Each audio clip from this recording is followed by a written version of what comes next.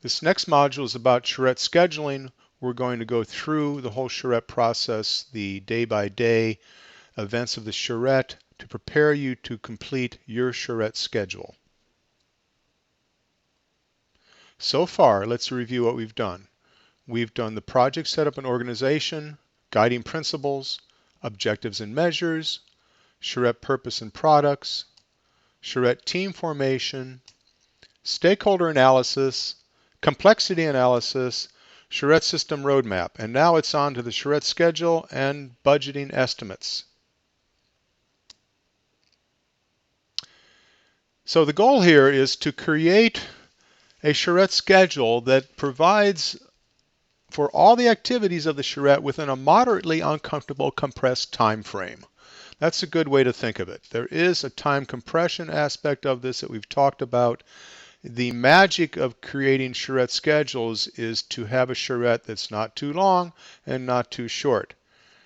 You're going to be referring to the complexity analysis and to the stakeholder analysis and the charrette products list to do charrette scheduling.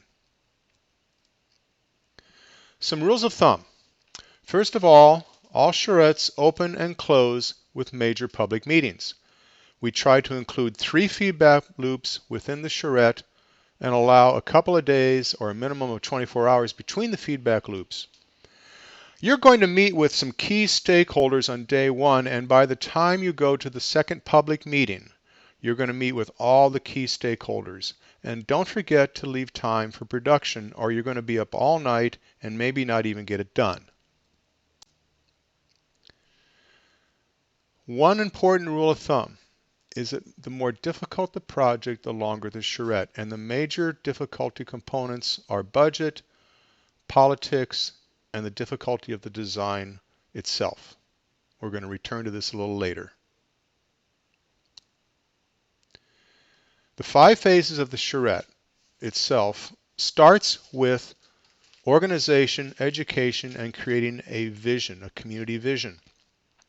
Then the team in phase 2.2 moves into creating alternative concepts, followed by creating the preferred plan by synthesizing those concepts, followed by developing the plan, and finally producing and presentation of the charrette plan. Within this, you're looping in the feedback loops with the stakeholders. This diagram talks about how the charrette team is working through the different phases of the charrette.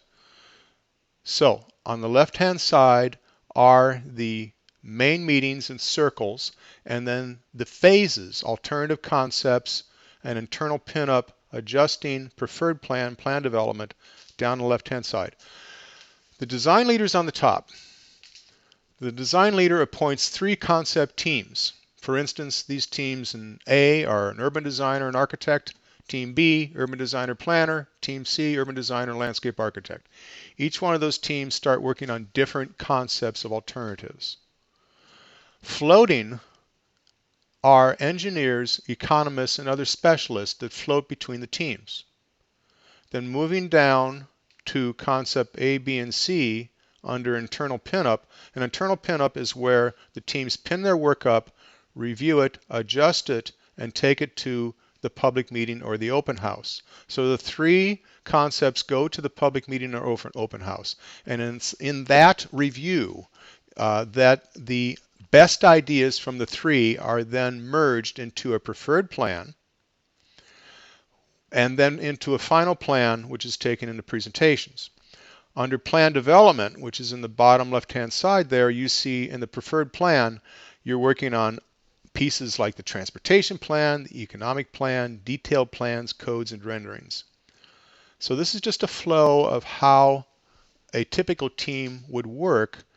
Usually a large team, large enough to have maybe 6, 7, 8, 9 people, would work during the charrette during the following process that I'm going to talk about now.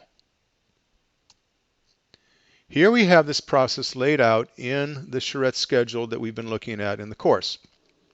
I'm going to take you through the different phases and talk about the flow of it to prepare you to create your own charrette schedule. The charrette schedule is structured around the meetings and the flow of the design work.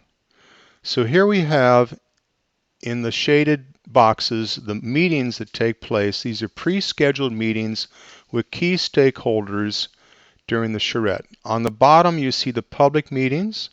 There are usually 3 of them. Everyone comes to those meetings, it's hoped. The other meetings are those that are scheduled. We're going to refer to the following document. Remember the stakeholder analysis? Remember that last column on the right where you put in the charrette participation? Anybody who was, or any group that was indicated a separate meeting, as you see in the right here, these are the people who are going to be in these meetings that are in the shaded boxes. So let's go through those meetings. But you're going to want to have the stakeholder analysis at your disposal because you're going to have to list out every single one of these meetings that you indicated, and you're going to have to schedule them.